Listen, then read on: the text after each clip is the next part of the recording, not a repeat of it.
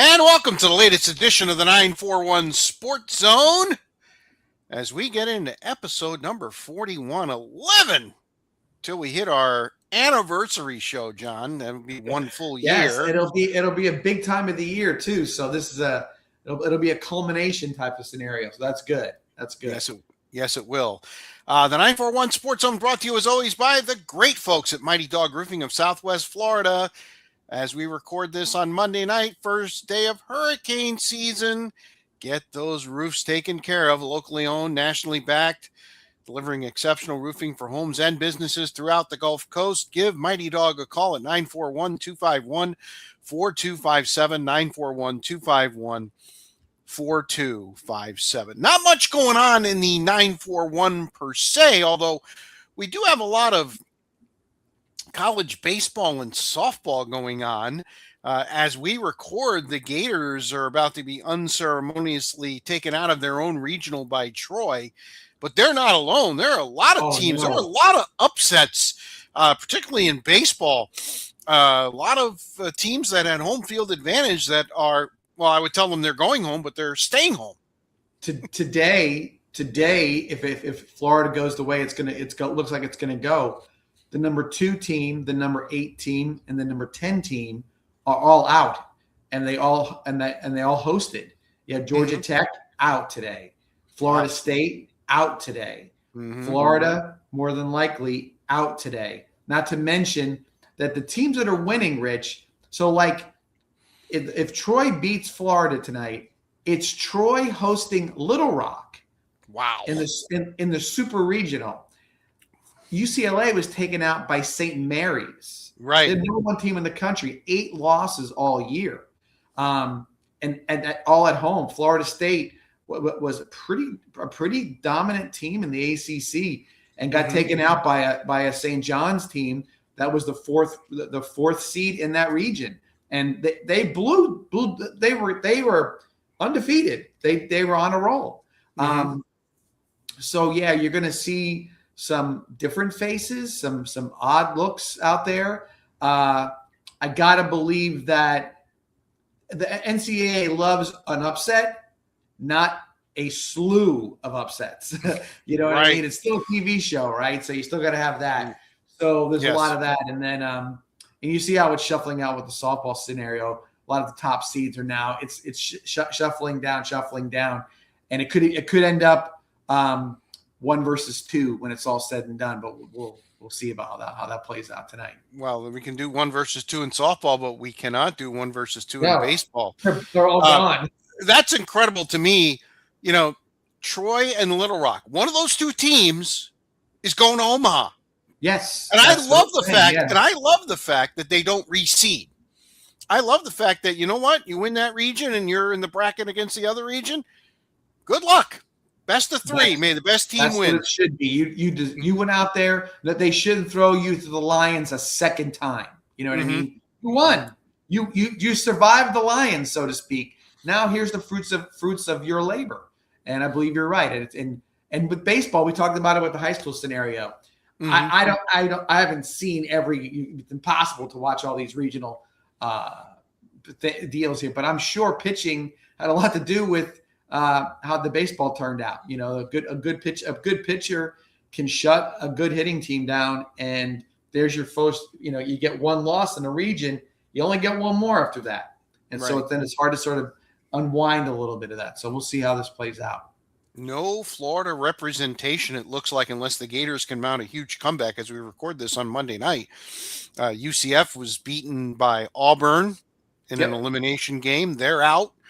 Miami didn't even win a game, and they gave up 22 runs to the Gators. The Gators could have certainly saved a few of those runs for, say, Troy and some other games in their region. Like you said, Florida State, pretty dominant in the ACC. They were out. I know they had some weather issues, but listen, it's the same for everyone. And, hats off. And Milwaukee comes out of the Auburn region. Yeah, that's right. Not the Brewers, not the Bucks, the University of Milwaukee. Yeah. The only remember at the University of Milwaukee, is that I want to say Bruce Pearl Yes. coached there. Yes, And he did. He got Milwaukee to the Sweet 16, if I'm not He mistaken, did. or something You along are those correct. lines. You are correct. Yeah. So that's the Milwaukee that I can remember. Real quick point about this thing. I've been watching. I mentioned not long ago that with the softball and the baseball, with all the antics, that something was going to brew with that. I thought I was feeling it. Saw a situation that brings that into play, and also brings into play a whole the thing that we talk about the most in college sports right now, which is transfer portal and NIL. Mm-hmm. So Tennessee beat Texas Tech. Texas Tech softball is the same. Every sport for Texas Tech is just been purchased. They have gone around and I don't know how they're doing it, but they're plucking players from everywhere they can pluck players from. And the Texas Tech's girls softball team is a slew of transfers. Yep. There was an incident with Jason Williams, white chocolate, Mm-hmm. Florida Gator guy, Miami Heat guy, won a championship with the Heat.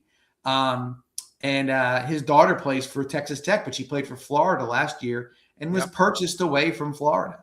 And if, now he doesn't like Florida anymore. The fans treated her bad and him badly and whatnot. So there's what that can happen with that scenario. But in this particular case, there was a handshake line, and one of the girls from Texas Tech was a Tennessee player, and Tennessee just went ahead and beat them on a walk-off. And the Texas Tech player thought that her former coach at Tennessee said something derogatory towards her, like, you picked the wrong team. They had to go through the film to see if they could read her lips and all this different stuff like that. She never said it. Somebody did. But therein lies some of the problems with this vitriol, if you want to call it, in and amongst in the college sports, baseball and softball. It would be like every time you got a hit or you scored a touchdown, that you spike the ball right in the face of the other team on the football field. It doesn't. It's you can't keep doing it. Or the field goal kicker running over and giving the hand chop on the groin deal or something. Every time you kick the field goal, an extra point. Right. And so now everybody's they're high up. They're all revved up. They're saying all kinds of stuff. So somebody did say something, but it wasn't the person she claimed to be. That being the case, also, Rich, NIL is, you watch it. Every team has to become a team at some point in time. And if all you're doing is picking players off and plucking players off, it doesn't work. Nope. So what are you seeing? Troy, Little Rock, Milwaukee. I go to St. Mary's beats UCLA. And St. John's. Right, mm-hmm. St. John's. You're looking around, you're saying a lot of these teams that are these super duper teams that have been purchased by the collectives or whatever the heck it may be. And in the case of Texas Tech, they're still in it. Don't get me wrong, but they have a slew of all Americans. They just plucked off different teams, and it doesn't necessarily relate to success. No. It just relates to you buying a team and not develop a team, but buy a team for 1 year or whatever it may be. I think as time moves on, I think the money's not going to be spent on free agents, so to speak, or whoever's out there, but it's going to be built on, let's keep the players we have here and grow and be good, build a program as opposed to buy a program. Well, we'll see how things end up. What a college World Series it could be, and that'll actually pique my interest. I'll watch if Troy and Milwaukee and St. John's and some of these other teams make the World Series. I think it'll be must see TV. I really do. Yes. All right. 941 Sports Zone, episode 41. Mighty Dog Roofing of Southwest Florida. He tried to say, presenting sponsor. 941-251-4257 is the number. 941-251-4257. Let's get that roofing taken care of before what might happen. And I know all the predictions, John. I see them myself. Could be one of the quietest hurricane seasons on record. They're talking about maybe as little as 8 named storms. maybe as few as 3 major hurricanes. But what do we always say, John? How many does it take? One, and Yep. you're right. It's one. And the one thing I'm looking at that the west coast of Florida, very insulated part of the, let's call it, the tropical area for hurricanes. It takes a storm to get into the Gulf and then get pushed back into us. Okay, but what we definitely already have is warmer than average waters in the Gulf of Mexico. So like you think, an early cold front in September coming down. No, we don't want that. No, especially if it's they a get strong hung up. one, because those fronts come down and it's that demarcation line. That's how tornadoes form in the spring. In Tennessee and Mississippi and Missouri and all those places. Cold front, warm air, boom. You got volatile weather. Well, cold front, 90 plus degree water in the Gulf, and a little thing starts spinning down by the Yucatan. Next thing you know, it's on that freight train, and that's what Milton was a couple years ago. It was developed in the Gulf. Within 72 hours, went from a tropical storm to Category 5. And so that's the one thing I would say from the west coast of Florida. Be careful. Maybe the Caribbean, maybe the East Coast a little bit could feel a little more comfortable, but on the West Coast, no. Guard up, be ready. There's a lot of potential for that one to happen. Yep. All right, we had one.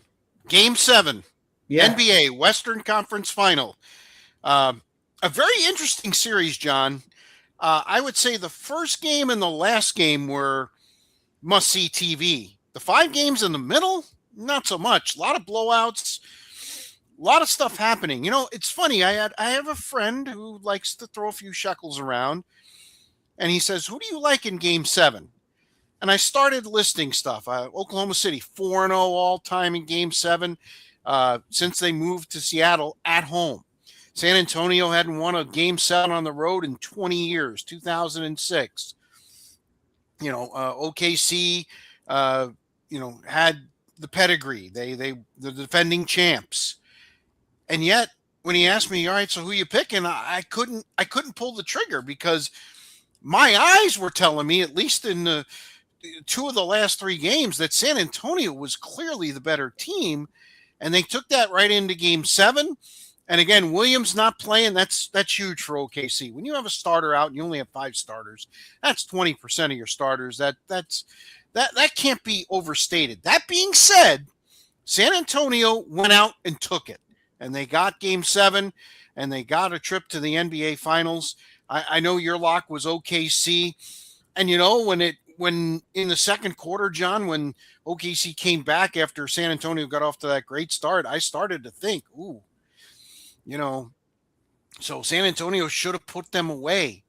And instead, they played a real good third quarter, and then they just started bombing threes in the fourth. And before you know it, series over, and San Antonio moving to the finals. Nothing to lose mentality for basically the supporting cast with San Antonio. You look with OKC the last 2 games. What I saw was a team looking at their leader and saying, "Okay, you show us the way," and he can only do so much. His game is a inside the 3-point line kind of a game. A guy who's 7'5", who's sort of taking up space in the middle, and could come out and be on him, because unfortunately, and this is going to be Chet Holmgren did not show up. Not at all. He took 2 shots in Game 7. You have to be at least a threat. You got to be at least a threat. He's your third option. Normally, he's your second option, so to speak, in that area, in that game, because you got to injure players. Still think that OKC is a better basketball team. Because when you watch San Antonio, it's not a layup line; it's a ferocious dunk line. I think that what I found to be I thought Hartenstein played Wemby pretty well, considering, especially after the first game. But I don't think that he brought enough to make him work hard on the other side of things. Maybe a bad matchup. I think also that SGA is going to have to figure out whether or not they're going to allow him to flop his way to the Hall of Fame or not, which is a big contention at this point. It's the playoffs, and maybe they're not going to give you every last call because you're looking to get that call. So I think that, and I will say this too, from a positive side of San Antonio. San Antonio made every Thunder shot look hard. Right. Yeah. That's the key. You're in my head. It seemed like in the last 3 games, especially, everything that Oklahoma City did seemed to take a little extra effort, whereas San Antonio is just playing loosey-goosey. I mean, it really showed. Right. You're right. Now, with that all being the case, so you and I, we know the history of the Knicks basketball, right? I'm not sure we're speaking to an audience that may know a lot about the past with the Knicks, but the one thing you need to know is that the Knicks rule that city. There is no other. I mean, the Nets have tried, and when the Nets were out on Long Island, and it was Dr. J and Larry Keenan and Billy Paul. I remember these names, right? Because they were look. If that team had stuck together and just moved that whole team into the NBA, they probably would have challenged for the NBA championship because they were that good. They were futuristic in how they played, right? So with all that, but the Knicks are it in the city, in New York City. I think the energy that's going to be in Madison Square Garden. I think the Knicks get a better matchup against San Antonio than I think they do against SGA, because I don't think that Brunson's going to have to guard anybody, so to speak. Okay, I think the Knicks can roll 4 guys at Wemby and wear him out, beat him up a little bit. I'm not saying going back to the 90s Knicks where it was a fist fight from the opening tip off to the last shot. But I would say to you, I think that they match up better against San Antonio. Doesn't mean it's a sweep or anything like that. It means that I think that they can more of it. Because I think if you make the Spurs a half court, have to go through all their passes and everything else, I think that their athleticism is sort of taken away from them. Sure. I think they like to. I think they take the ball up court quick and get a transition 3 or a transition dunk out of there. They're going to get that stuff. But I think the Knicks look around and say, man, if these guys want to play that game with us, we can score 140 without a shadow of a doubt. It's really intriguing. Can score 140. No, and it's a very intriguing matchup because both teams really, the Knicks have transformed themselves, especially in the playoffs. They really want to move the ball.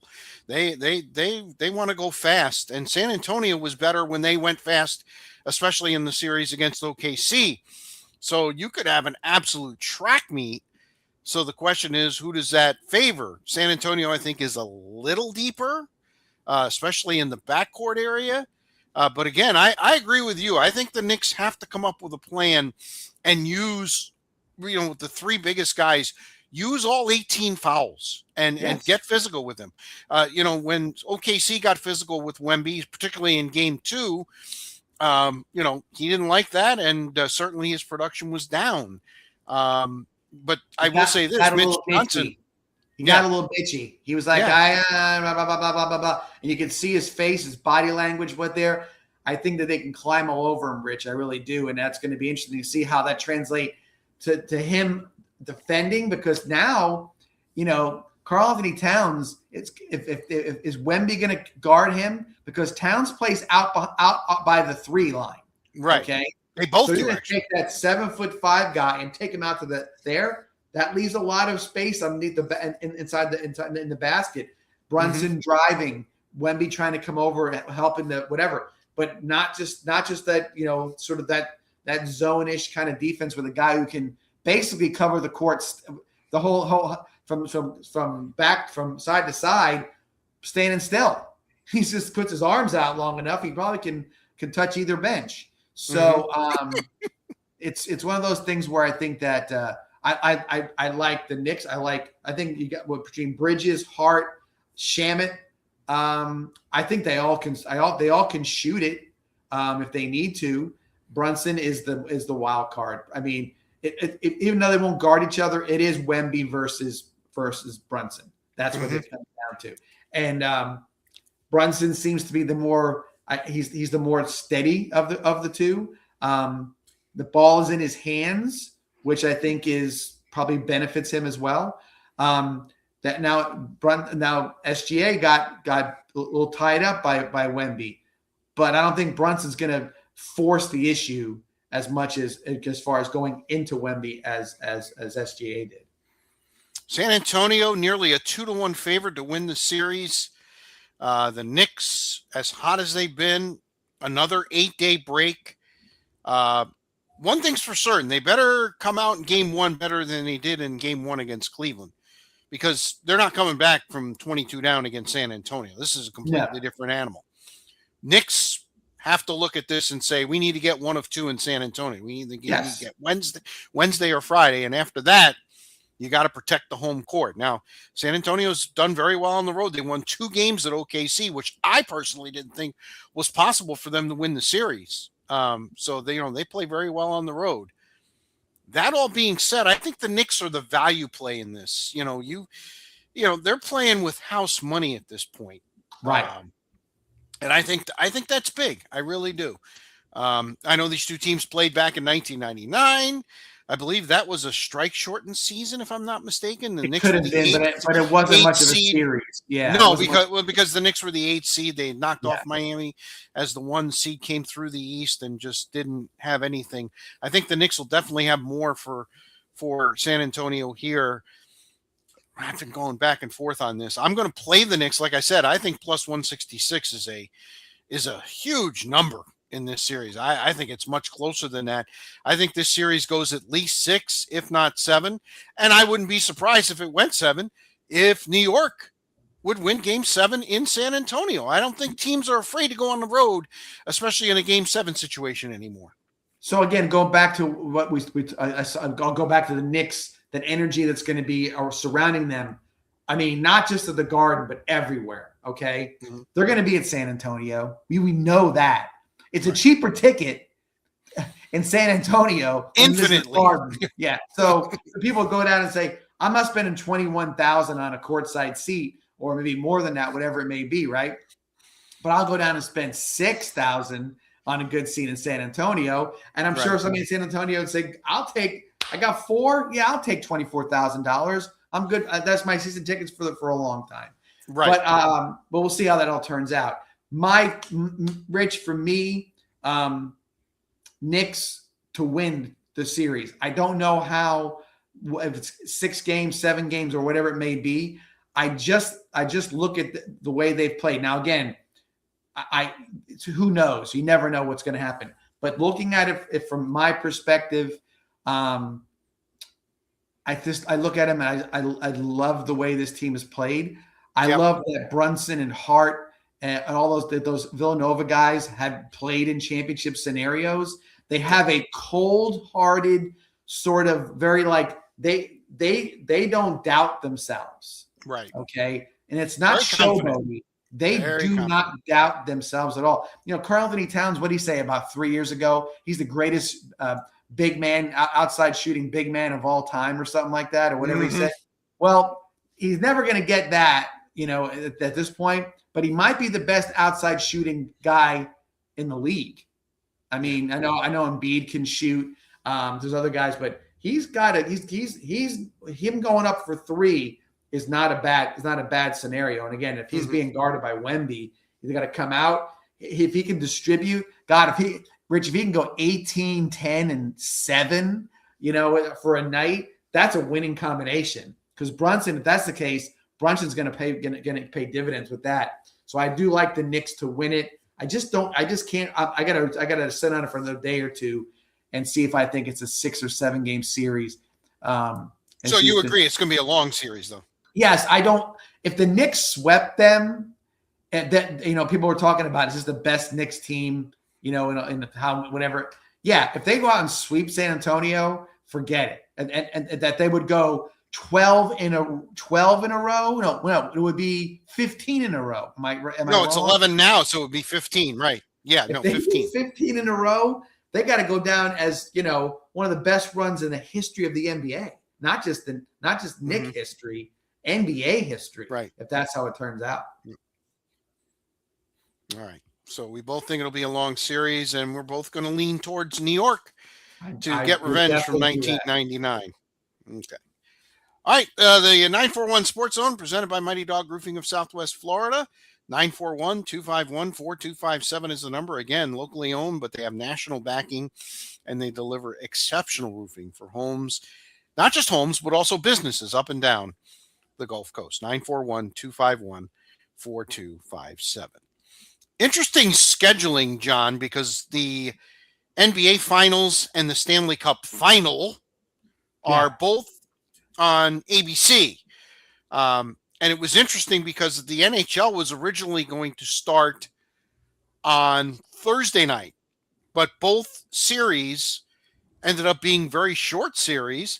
And since the NBA committed to starting on June 3rd, no matter what, the NHL, I think, made a nice move and said, you know what, we're going to start on Tuesday the 2nd. We're going to start our series before. Very good move.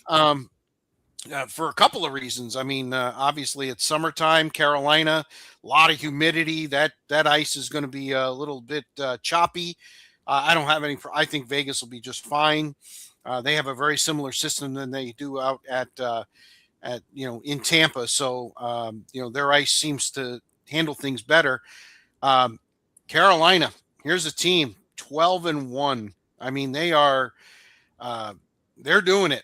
They after losing game 1, they basically vanquished the Canadians. I know games 2 and 3 were both in overtime, but if you watch the games, they were lopsided. It was only a matter of time before Carolina won. And then games 4 and 5 were just bludgeoning, 4-0 and 6-1. So Carolina goes into the Stanley Cup final against the Vegas team that swept Colorado. I mean, this is a very intriguing series. Both teams are heavy teams. Both teams can skate. They're both getting world-class goaltending right now. Anderson for Carolina and Hart for Vegas. Both, they're the two best goalies by far in the playoffs. This has another. I think this is another series that could end up going long. Yeah, I do too. But Rich, I'm going to tell you this right now.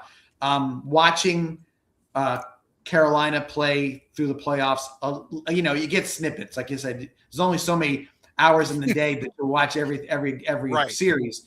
But they've had their way with everybody at this point, right? Mm-hmm. But there's something about Vegas. I'll give an example. Sometimes like a high school football game, and your high school team is 7-0. You play really well, and you're facing a team that it's coming in. That's they're at a pedigree. They've won some championships or whatever, but they're 3-4 this year. They're 3-4. They don't look great. They haven't looked great all year. They step on the field and you're like, what the hell is that? Like, they look humongous. Yeah. All their guys look like they're skilled. They look like if somebody cloned Mario Lemieux. Like that big sort of guy with skill. Gretzky was a smaller guy. He was slight of built. But when you ever see a guy who's got even though Ovechkin's not a big guy, but these guys look big. They can stand. They can fake you out. I think Mitch Marner coming from Toronto is humongous for Vegas, right? Why are they a little sore north of the border there, you think? Listen, that's what Toronto's done. Unfortunately, Toronto is becoming the one that in NHL, like they're the snake bit team. But no, I hear you about Carolina, and I've seen Carolina. I just like Vegas. I think there's something about it. They've caught fire. They are. If anybody's got playing with house money, it's Vegas. Tortorella comes in late in the year. Who expects him to do anything? The way that they manhandled Colorado, makes me think that they could do that to Carolina. That's how I look at it. So I'm liking Vegas in the series. Again, the first two games are big. If Vegas can steal one, or dare I say both. Well, I mean, listen, Carolina's only lost one game in the playoffs so far. It's a very intriguing series. It's got my attention. I know not a lot of people are going to watch. Not a No. sexy matchup, Vegas and Carolina. Yeah. Obviously, a lot of people. You think people are sore about Florida and the fact that they were in the last 6 Stanley Cup Finals between Tampa Bay 3 and Florida 3. Vegas is a 9th-year franchise. Yeah. 9. They're in their 3rd Stanley Cup final already. Toronto is just, they are crying in their beer. If you were Toronto or let's say a team that's been perennially suffering through things, you'd almost want to say, can we start over and we'll be a new franchise, because the way that the NHL set up the expansion draft for these guys, they get a great team. Yeah. They're automatically got to build the team a little bit, but they got a great team right off the bat. Vegas came out and people were like, they're pretty good. As a matter of fact, they had to change the rules after that because they're like, damn, they're too good. They set them. It was too. They were like, you can get, who do you want off the Lightning? They just won the Stanley Cup. Take whoever you want. It's like, whoa, wait a second. That's all you only it couldn't protect so many players. There were guys out there that were just like, they were top first line guys that they're just picking, like, we'll take him. We got the first pick in the draft. We'll take him. Made some trades too, though. Made some savvy trades too. Yeah. No, they had advantages, but they took advantage of their opportunities, and they did very well. So no, it's interesting to see how it's going to go. Again, I like Vegas. I really do. I just think that there's something there. I will say this to you. That Vegas crowd. That is a happening. That is a happening. Absolutely. And that's the first one. That's their first baby, so to speak. You know what I mean? Right. Was Vegas, was the hockey team. And now they're sort of getting you've adopted this Raider Nation kind of thing. And you got so there's some things I think that the hockey team, that's who went there first. And I think that'll be their first love in Vegas. And I think you're going to see them stay hot. Well, I'm going to play a little Vegas at plus 128. This line is intriguing to me. I thought this is more where the Knicks San Antonio line would be, maybe $1.50, $1.55. Whereas I thought Carolina would be more of a favorite in this. So certainly the people who build all the big buildings there in Vegas certainly think that Vegas has more than a puncher's chance. I'll take Carolina in 7, but I'm not confident about it at all. Yeah, no, I like Vegas. I just don't know 6 or 7, or I would say if I had to pick, I'd say 6 in 6. Right. So that's what I would get, Vegas in 6. Yeah. All right. Let's move on. Again, the 941 Sports Zone presented by Mighty Dog Roofing of Southwest Florida. 941-251-4257 is the number. Well, it's June 1st, John. We've been looking forward to football season. Yes, exactly. Here's what's going on. The A.J. Brown thing has been a rumor forever. So literally at 4:01, the news came out of the trade. A.J. Brown, as expected, from the Eagles to the Patriots. I thought the Patriots did well here. The fact they don't have to give up next year's number 1, I think, is very intriguing. And they get a 5th next year as well. And they get a number 1 receiver, something that they definitely lacked. You say what you want about A.J. Brown, say what you want about what was going on in the locker room and everything else. I don't think him and oh my God, I almost called him Donovan McNabb. Holy crap, that flashed through my head.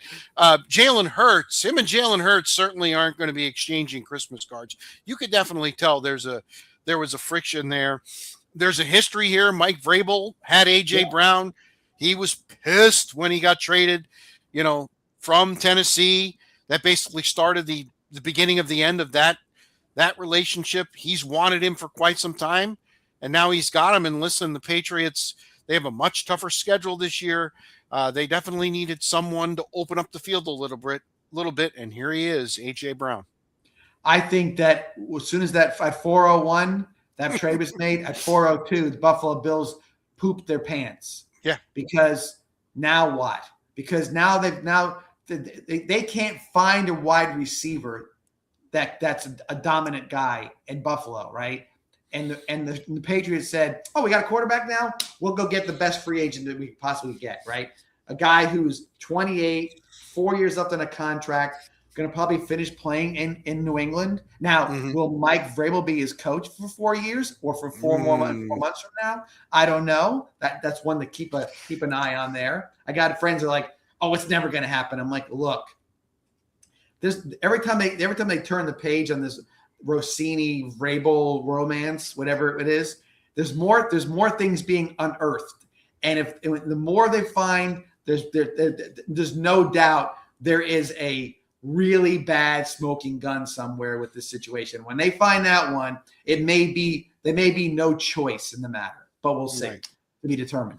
But to get AJ Brown, like I said, no number one pick except in the 28 draft. You're going to lose a pick. It's a no-brainer. As far as the Eagles are concerned, look, they went out and they prepared for this. We watched their draft, Mekhi Lemon. Oh, absolutely. A lot of guys were saying he was the best receiver in the draft. They get him. They got the tight end from Vandy, who is a Brock Bowers sort of lookalike in some ways as far as how he plays the game. So Yes, I don't think the Eagles are going to have a problem. They took some poison out of the well. They're going to be good there. So it's all Jalen Hurts. It's all Saquon. It's all Devonta Smith. See, that's the key to me. John, that's the key to me. Devonta Smith is, in my opinion, he's a 1. He might be a 1A, but he's a 1. So even though you lose A.J. Brown, you just feature Smith more. Like you said, Lemon, they got weapons galore on offense. Yes. And he's the number one receiver, and he's also from Alabama. So let's not forget that Jalen Hurts and him are buddies. Don't think that sort of snippy bull crap that goes on in these locker rooms with these guys. Like, oh, I see you looking to your boy more than me, and and I was wide open, and this and that. So that is definitely out there. And so if AJ Brown was never going to be happy to go out and get a number one draft pick, now is it going to be a high draft pick? You would say no, based on where you expect the Patriots to be. But nonetheless, it's a number one draft pick. And then that wasn't even the biggest trade. No, not even close. Because all of a sudden, and listen, I've got some tentacles in Cleveland, and there have been some rumors when Myles Garrett got his 9th speeding ticket, doing about 135. I think the Browns, they never had any intentions of trading him, but the Rams, from what all the reports that are coming out, the Rams kept calling, and the Rams kept calling, and the Rams kept calling, and they sweetened the pot, and they got Myles Garrett. Now, listen, he's got a few good years left. Obviously, the Rams are all in. Well, I say obviously, but then they drafted a backup quarterback at 13. But anyway, they're all in. They did have to pay a little bit of a price. Jared Verse, he's an on-again, off-again guy, played, Florida State. When he wanted to play, he was a beast. That's the key, though, keeping him motivated. But I thought the Browns did well in this trade. I really do. They got draft picks. They got a 1 next year, a 2 in 28, and a 3 in 29. That's a pretty steep price to pay. Rich, I'm going to say it flat out because as soon as I saw this, I was like, come on, what is this? Browns won that. The Browns won. Yep. Okay. First, I'm going to say this. The Rams, Myles Garrett wants to get out of Cleveland. He has a Hollywoodish relationship with Chloe Kim. They're that whatever they're doing. So they'll probably be happy to live in LA together. They're probably got some similar agents representing them. So he'll be a happy guy out in Los Angeles. But here's what I don't understand. Okay, the Rams, and this even goes back to the Puka Nacua draft choice. They had no draft picks. They had they had a 3rd rounder or whatever they do. I get it. They're kind of following the model of the Washington Redskins. I don't want draft picks. I want veterans. Yes. But here's the deal. The Rams turning into the Miami Marlins of the NFL. Build a team, break it down. Win a championship, get rid of everybody. Wash them out again. Because think about this. You're going Miles Garrett. You're going all these different guys that you picked up. Stafford definitely is last year. That's it. So next year, Stafford's gone, and you're telling me that Ty Simpson is going to be the guy to replace him, and you made this giant investment in, again, draft capital. Miles Garrett's going to get you 20 sacks. I'll guarantee that. But I don't know if it's 20 sacks for him that maybe they could have got the same amount of a team total from their D line. Okay, right. I don't know how much better that he's going to make them. He trust me, I'd take him in a minute, but I wouldn't be giving up that much draft capital, and because I don't look at the Rams saying this is a sustained excellence. This is get it for Stafford, get it for McVay. They're both gone. Yeah. And then we'll put somebody, a McVay handpicked guy. He can work with Simpson. Miles Garrett will be happy. He's happy no matter what. Getting his 20 sacks as him and his girl can go to the beach instead of sitting in the snow in Cleveland or whatever else it is. I don't see it as a long-term thing. This is like going out and you're the Yankees or the Dodgers and you're like, hey, let's go get Ohtani. Let's go do this, but not Ohtani for 10 years. Not Ohtani. Like, this is a 1-2 year move, and after that, you're gonna look around and say, okay, what's next? They could win the Super Bowl and not make the playoffs the next year. That's what I look at it, and I don't know. As a Ram fan, all right, if that's what they want to do, maybe you can live with that. But I don't know how you can sustain it, because guess what? The Miami Marlins couldn't sustain it. No. You can't sustain that. It doesn't keep working. So the Rams are inevitably going to be at some point in time the bottom of that division, because that's a damn good division. Well, Garrett and gang better get to the quarterback, because the reason they didn't play in the Super Bowl and probably win the Super Bowl last year, they couldn't cover Jackson Smith and Jigma. They couldn't cover any of the Seattle wide receivers. They ran amok twice in the last part of the season. Shredded, absolutely shredded. And they, to me, they haven't addressed that enough, John. I think, so they're counting on Miles Garrett and everybody getting to the quarterback so they don't really have to cover.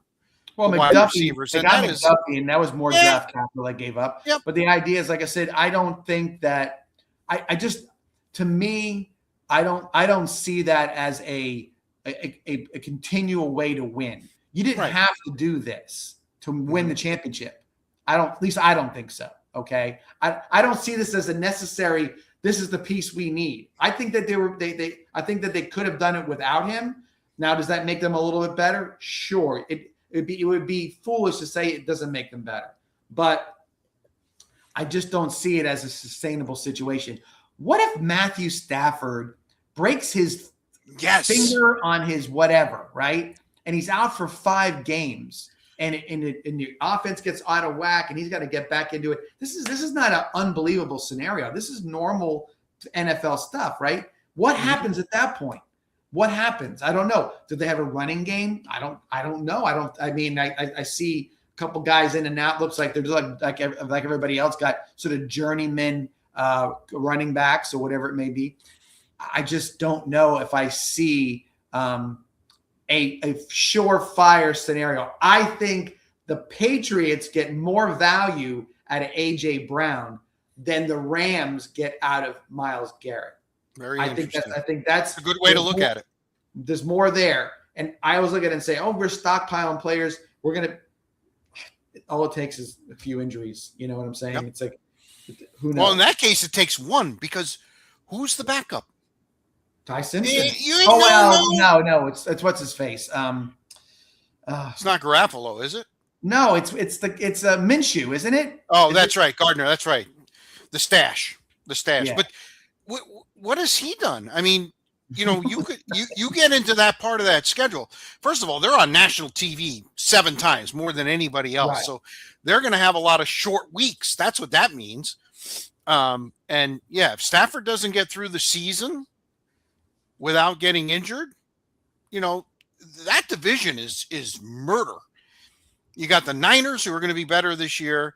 Seattle, they probably take a step back, but hey, they're the defending champs Yeah. right in your division. That's a lot. That's a lot to And the ask. 49ers are going to be good. Now, Arizona, Yes. I get that, but so you're going to beat each other up. You know, I mean, if you said, how me say if I get this? Who could I say? So the NFC North, AFC North is always tough. It's a tough division, right? Right. You got the bottom dweller, which is Cleveland. You got Cincinnati, that's got all the talent in the world, or whatever it may be. Couldn't stop you, me, and 9 other guys. If you put Myles Garrett on the Steelers, and you've got Aaron Rodgers as your quarterback, similarly to what Stafford is in some ways, do you feel that much better? No. Are you feeling like this is a lock? No, I don't think it's a lock at all. And so I just think that I said to you, Buffalo pooped their pants when the Brown trade happened, right? Because now they're like, man, how are we gonna face the Patriots, and it's even harder and harder and harder.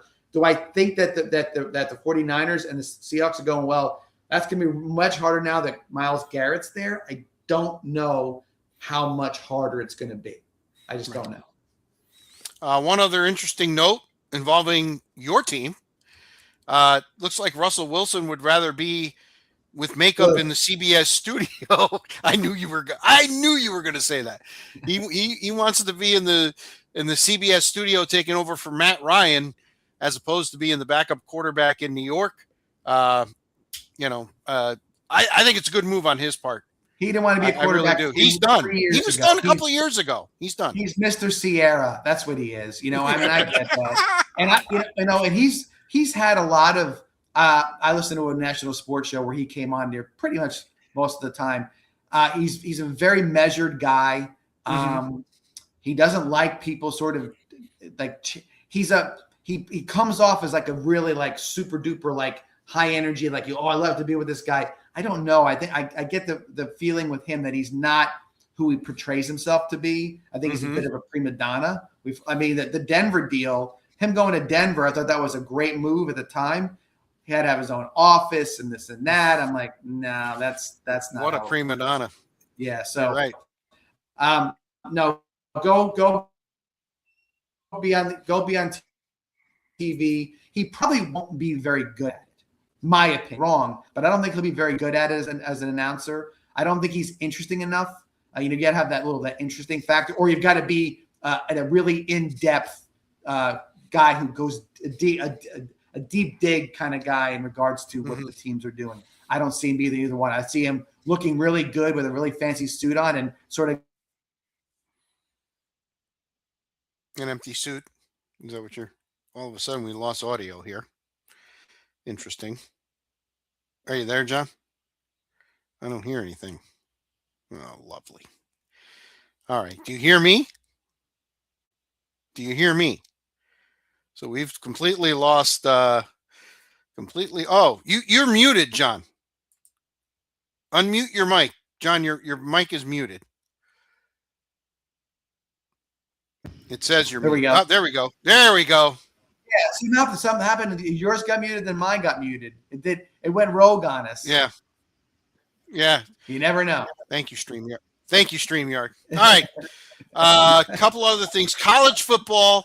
We didn't touch on this last week because it was just the things were budding. Actually, if we had done a thing on Tuesday, we could have went hog wild on this because it looked like everything was set up for Brendan Sorsby to, go to Texas Tech. They had the right judge, everything else. The judge recuses himself, which I thought was wild. But I also think he has some ethics because he's a Texas Tech alum. And the minute he rules in Sorsby's favor, everybody's going to be like, well, you bought him. Right. So he got out of there. And Sorsby, by the way, for those of you who don't know, is the Texas Tech signee that was supposed to play for $5 million this year. He's now looking for a temporary injunction so he can play. John, I don't see how in the world anybody with any ethics is going to actually entertain this. So he broke the cardinal rule. He bet on his own team when he was at Indiana. Indiana. Oh, you're muted again, John. What in the heck is going on? in the wide world of sports. There It's you doing go. it by itself, Rich. Wow. We have gremlins in the computers. Doing it by itself. It's like all of a sudden I look down, I'm like, oh my God, a little thing popped up in the corner. Anyway, no, it's you bet on your own team. You're done. There should be no argument anymore. How about 40 something times? Holy crap. Listen, this is not an innocent victim of whatever he may portray himself. Too bad. And by the way, how much I get it. Are you upset about the $5 million you're not going to get, or are you upset about the fact that you were going to audition for the NFL? I don't. Right. Either way, I think the $5 million. Yes, you would have done something with the $5 million. You're not an NFL guy, as far as I'm concerned. You're grasping at straws. Be done with it. It's over for you. And by the way, it's a funny thing. I mentioned earlier with the softball situation and everything else about Texas Tech. Mm-hmm. Where are we? Right in this, they're square in the middle. They're buying everything they buy. They're buying rotten fruit. They don't care what they buy, right? Everything's coming out. Then I'm watching a national news show, and the guy from Texas Tech, who's one of the money guys, is heavily involved in Congress's pursuit of having the NIL be regulated like maybe which it should be. But I'm thinking, why is the Texas Tech guy involved with this? It's like Texas Tech. Oh, there it went again, John. Oh boy. What? I have no idea why it keeps doing that, but it keeps doing That's all right. We're going to have to speed things up a little bit here. Anyway, they're the poster child for what's wrong with NIL. It makes no sense. And now they're going to be involved with this. Sorsby's got to go. He's got to go do your thing. The UFL's waiting for you. Go ahead and do that and go make your money. You're done. Yeah, the all-time leading passer in UFL history. I could see it coming now. Yeah, exactly. Yeah. I'm throwing my glasses on, Rich, so I can see what it says when it goes mute again on me. That's what I want to find out. No problem. One other note in college football, late coach Mike Leach is on the ballot for the College Football Hall of Fame after they made slight adjustments to eligibility rules. I think he had to have, if I remember correctly, was it 160 wins and he ended up too short? Yeah, I think that's a complete technicality. Listen, the guy was an innovative mind. He turned 3 programs around, 3 programs that were not very good at all, and he made them fun to watch, competitive. There's still people that do the air raid stuff and love it, and he's the father. A character in the game, you know what I'm saying? So there's something to it. And College Football Hall of Fame is they let a lot of guys in. I don't know if you realize that now, but there's a lot of guys in there. So he deserves it. All right. Let's move on to the Rays. Hitting a little bit of a rough patch this week. They lost 5 of 7, although they did take 2 out of 3 from the Angels, but they got swept in Baltimore and didn't look good doing it.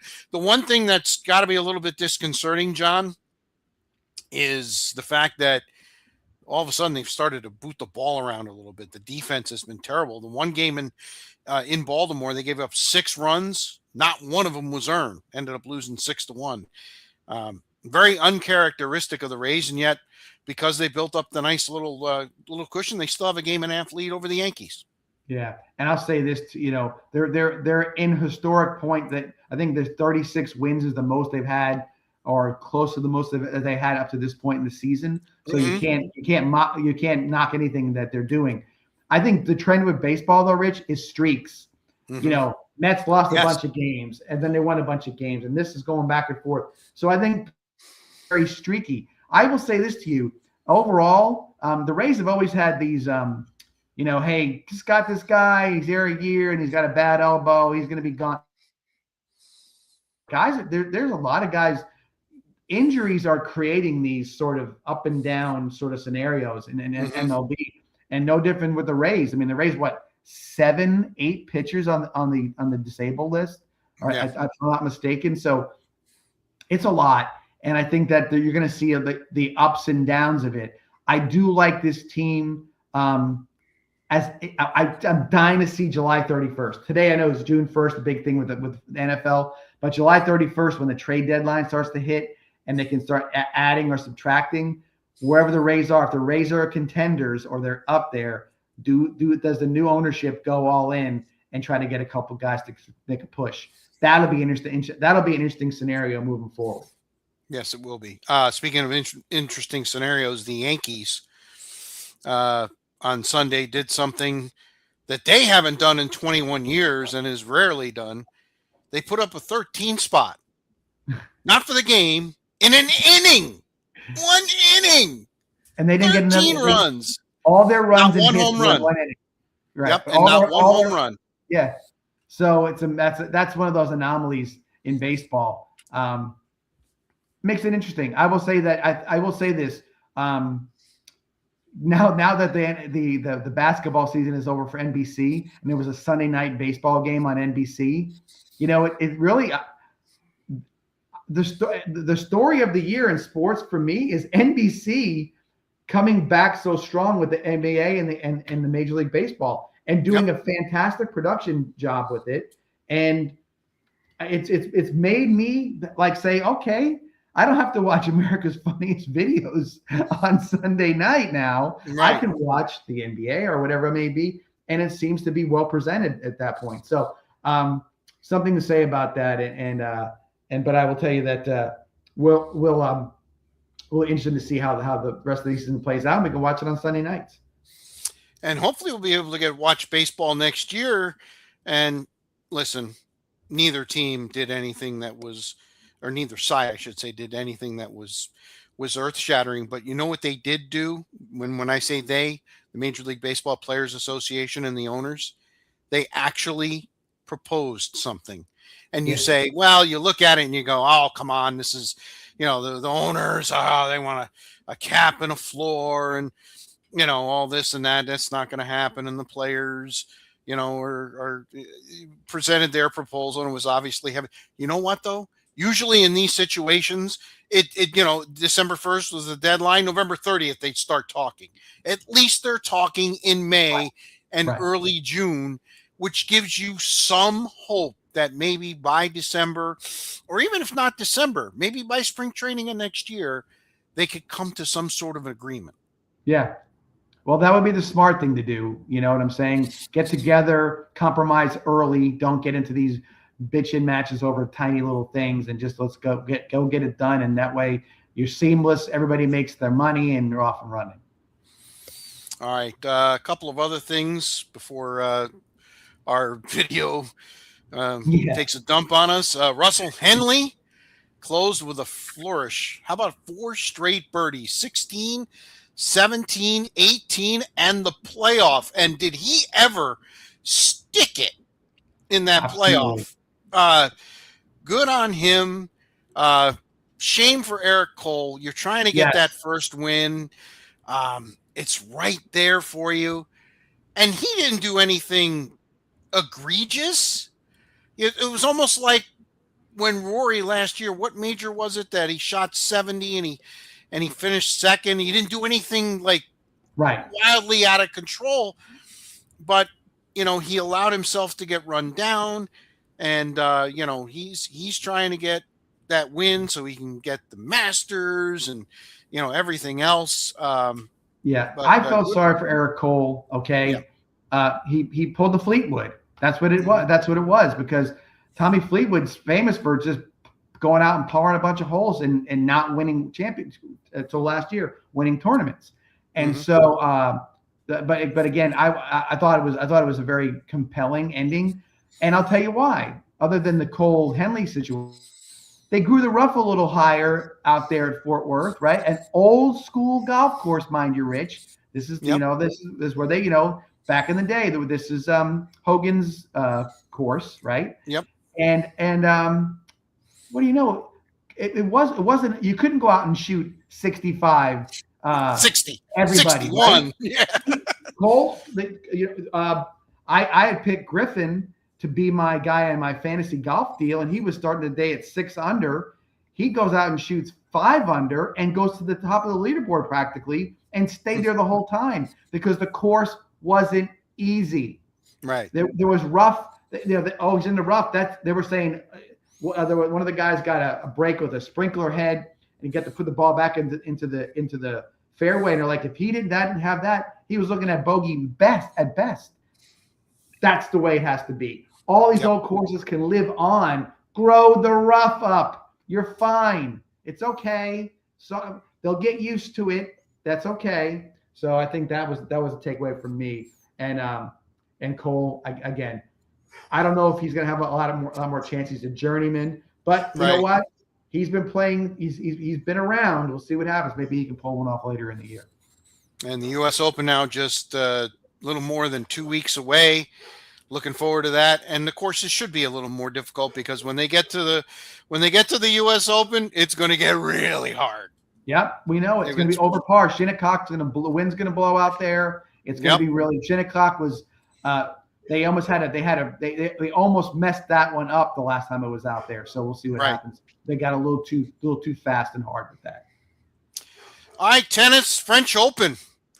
Not a tournament I normally pay attention to, but I guess I gotta now because apparently on the men's side, everybody that had a major was out before the fourth round. Not just out before the fourth round. Joker was the last one that had a shot, and he had a 2-set lead, and his opponent, 132, 137 miles an hour on clay. Yeah. Which you don't get a true bounce either. And I give Joker all the credit in the world. I watched the post game on him, and he said, "Look, the guy was just better today. He was just better." Yeah, Joker's definitely gotten some humility in his later years. They don't play on clay very much, like they don't play on grass very much. So I mean, it's going to be difficult sometimes. I'm going to take a production leap here. All right. Okay. Yep. Because I don't ever talk about tennis. And my what's bugging me is actually about something that happened in the French Open. Believe it or not. Okay. Wow. I had a couple other ones, but this one I got early, and I'm going to stick with it. So Jannik Sinner, top 3 guy in the world. Yes. He was going for a potential. I think the French Open is what he doesn't have, if I'm not mistaken. Okay, to go get the Grand Slam, career-wise. But anyway, he lost. He lost in 5 sets to a guy who's ranked, 28. He was 5-9 for the season. 5-9. So, and Sinner goes out there and smokes him the first 2 sets, gets a little ahead in the 3rd set, and then starts to have a medical problem where he becomes cramped up. Now, which has happened before. Okay, so my thing is this. So I don't want to sound like somebody's overprotective mother in this situation, but when I watched the highlights, which was only maybe a 45-second clip on ESPN, but I watched how it played out, why they let that man stay on the court is beyond me. Because if you're cramping to that level where you can't even move, you're in the beginnings of heat stroke, okay? And it was hot. Right. And so at what point in time was he going to have to collapse on the ground in order for somebody to say, this is ridiculous, that he can't even move 2 steps? I know he served his way to a couple of wins, but he lost the last 2 sets were 6-1, 6-1. Right. How does a sport have nobody there to make a decision to say, hey man, if that was the NFL and somebody got knocked on their ass and they were walking around saying in the wrong huddle, would the referee go like, no, here's your huddle over here, get back in the game? They'll pull him off the field in this day and age, right? Mm-hmm. They should have pulled that guy, should never have let him keep on playing, because if something would have went really, really wrong, and that's the potential for a tragedy in that particular case. Now, I may be way overplaying this, but I said in this day and age where at high school they have humidity bowl, mandatory, water breaks every so many minutes. They have water breaks in the midst of the games where they stop the game to have water breaks. Mm-hmm. How do you let somebody do that? A guy who has a very, very big career going on, that he would stand there and just like a turnstile and just try to reach out as far as he can and hit balls. Ridiculous. Someone should have done something.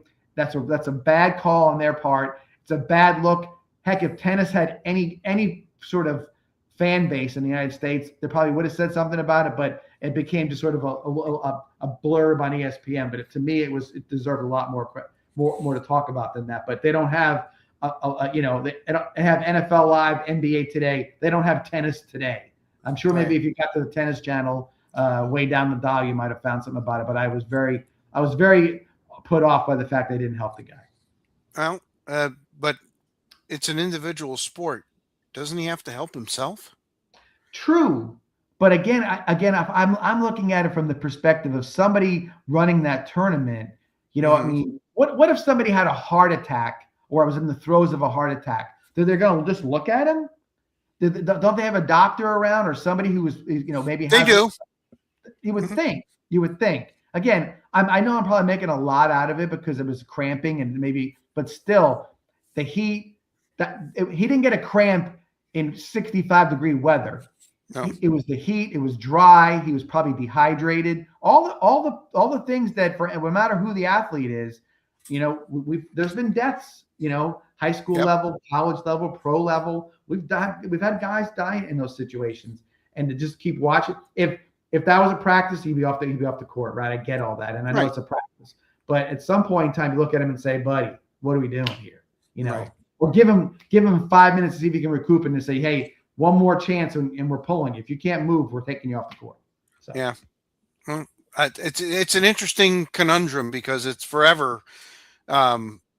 It's incumbent on the player, the individual, to be in the shape, not be in this. And Sinner has done this before. This has happened to him before.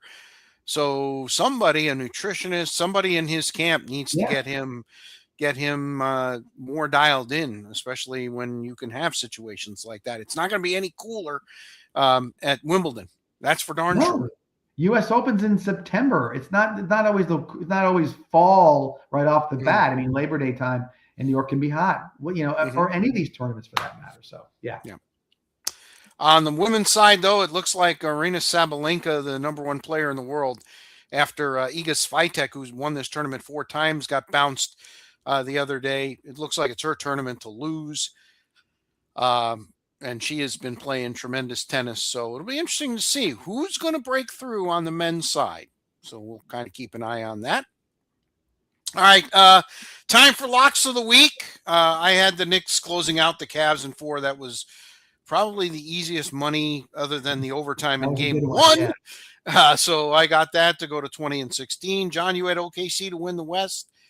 Looked good for a while, even looked good in game 7, but unfortunately it didn't happen. I'm going to have to take up a little bit of a charity thing for you, John, because you're now just 22-14 with your locks of the week, and they're getting hard to do as we get into June. Yeah, no, my lock of the week is I'm no NFL, no NBA. I'll go ahead and go on if you don't mind. I'm going to go ahead and take Alabama to win the softball national championship. Okay. They've been the most consistent team in the tournament. They're number 1. They kind of cruise through the SEC tournament. Texas is number 2. If they do face them, we'll have to see. But nonetheless, I think Alabama goes through and wins the national championship. Well, my lock of the week is going to be, I think the Knicks, at the very worst, split in San Antonio. I think they get at least 1. And dare I say, if they get 2, I'm not sure they're going to be able to hold the lid on New York. I really don't. That was exactly going to be. That was my alternate. Was it the split in San Antonio? Yeah, the split. All right. I was bugging you. I got my bugging out. I don't know. I thought about this for a little while. I've had some things that have come up the last few weeks. I really haven't had anything that was like, wow, I need to really talk about that. I didn't have anything like that this week. It's kind of weird. I guess it's bugging me that now we're in June and, the NFL is back to the top of the thing, and it's funny. I was putting together we do what we call a shot sheet here Yeah, before. So we kind of have a little bit of an outline of what we're going to talk about. Yeah, when I turn to my right all the time, that's what I'm looking at. Everybody, I'm not, there's no dog jumping on me or like it's me looking at the shot sheet. Yeah, exactly. So it's amazing what the NFL is able to do. I guess if the thing that bugs me the most is this Brendan Sorsby thing. If I really sit here and think about I could tell that the fact that we're wasting taxpayers' dollars in court on this is amazing to me. And I'll put as much on the lawyers that are taking the case as Sorsby himself. Sorsby's just surviving at this point. I mean, John, if he tears up the UFL, I still don't know if he ends up in the majors because, the NFL, Raj, not too hip on the gambling. So no, I would probably imagine he'll be suspended if he goes to the NFL. That could be the case. And here's the other thing: who at Texas Tech is doing the right thing for this guy? Are they the one paying for his lawyers? I mean, I'm sure they are. Yeah, but again, if you're going into this, like, what do they think is going to happen? That the guy who bet on that's going to be that's the quarterback. That's the guy you're going to put out there as Texas Tech's leader. The guy who did this with look no penance paid at all. Just I want to get back in. I didn't do anything wrong or whatever his argument is. It's ridiculous. Right. It's stupid. Why would you? At some point in time, your Texas Tech, you say, "I need clean hands. I'm out." Right. But they don't seem to mind. This is all about the almighty. Again, this is the NIL thing you talked about earlier, John. It really is. This is old Southwest Conference football. Okay, Texas Tech said we're going back to the SMU days. Yes, exactly. Thank you very much. We don't care. While we got the chance before everything goes through, whatever they regulate this at, we're going to try to get every last chance to swing at it. We're going to get anything we can get. However, this is what happens. You start to deal with people that maybe aren't be aware, be a little afraid of the guy who's coming up with his hands up saying, pick me. Yeah. Because there might be a reason why. I always said that, guys, especially guys that he really didn't cut it at Indiana. You know what I mean? He really didn't cut it. He's got a little better at Cincinnati. Is he really the one that you think's going to be to lift you to higher ground? I don't know. I really don't know. I'm with you. I agree. And again, I've heard some people say, "Well, what's that?" I didn't hear that. No, you're good. No, I'm just saying, and I hear some people with and I'm going to put logic in air quotes, that he didn't bet against Indiana, he bet for Indiana. Doesn't matter. It doesn't matter.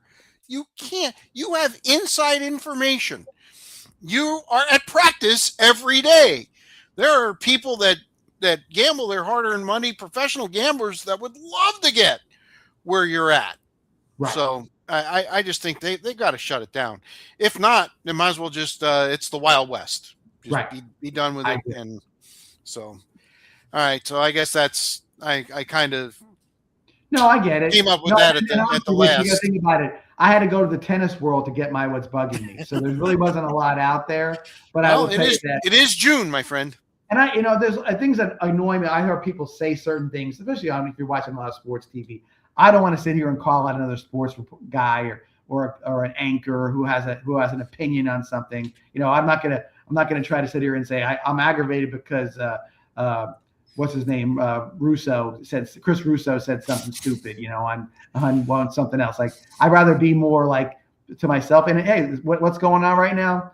A lot of baseball and softball college wide, and the NBA and NHL, and they haven't really started yet. So I'm sure something's going to happen. One of those, either the NHL or the NBA, we're going to come out with what's bugging me next week. It's going to be about something in those two series. All right, and that'll do it for this edition of the 941 Sports Zone, 41st edition in the can, and getting up to 42. And before you know it, we'll be at 52. And let's remind everybody again what we got coming up on July 24th. Suncoast Gridiron Football Media Day, however we're going to frame it this year, 4th annual coming up. All the local teams. For our football teams in the 941 area code, coming down to Carroll GMC in Venice. And it's about a 5 hour production. And each team gets about a 15, 20-minute interview, players, coaches, whatnot. So I think you're being kind, sir. I think we're gonna blow right through 6, especially if we get these new schools in. Yep. You know. And I think that right now everybody's becoming. It's funny how it sort of burst that now everybody is very media savvy. You know, the days of putting your head in the sand and saying I don't want to talk to somebody doesn't really work. Kids these days want to see themselves on YouTube or TV or whatever it may be. Absolutely. It's an opportunity for the kids to be seen and see how they handle themselves in certain situations. So there's a lot of good there as well. So I think it's one of those things that it's a good opportunity for both the program and the individual the coaches and the kids to kind of give themselves a little exposure. So I think it works out really nicely. And again, it's a fun day. We enjoy it. It's great to have a lot of media people there. Yourself, obviously, Xavier from Channel 7, James Hill. We'll have him. We'll have the guys from the new local newspapers and some of the national print guys as well, which will be there as well. So, and our buddy Matt Geller as well too. I was just going to say, don't forget Matt. Come on now. So that's there. So again, a lot of chances to talk to different people, press conference type of atmosphere, and food to be eaten. So it's a lot of good. It's a good time, and it's a good show. I mean, if you're watching it live, it's great. But then it's archived, which is great.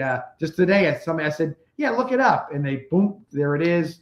They pulled up last year's thing. I'm like, oh, okay, and then start looking at it and realizing, oh, okay, there's something to it. And this year, I'm looking forward to seeing some of the players that come down because the 941 is represented, my friend.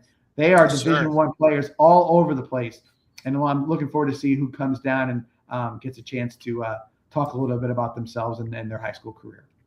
Absolutely. All right. Looking forward to, again, July 24th. Mark it down on your calendar. For John Super Regional Masoni, Super Regionals will start in baseball this coming weekend. Yes, indeed. I'm Spitz, and we will be back with you again next Monday live, probably in the evening like we are today. Follow us. Give us a like on YouTube. Follow us. We're on Facebook. Twitter, the artist formerly known as X, Instagram, and my daughter's going to help us get us on Apple and as well as Spotify. Okay. So you tell Mr. What do we call him? Mr. Moneyline that we're coming on Spotify. Oh, if that happens, I don't know. He might turn a whole new person. Who knows would that happen? Because it's funny because some people that's where they go for their podcasting. So that's absolutely that really cool. Yeah. Yep. So looking forward to that. All right. See you next week there, big guy. Have a good one. All right. And thanks for listening, everybody.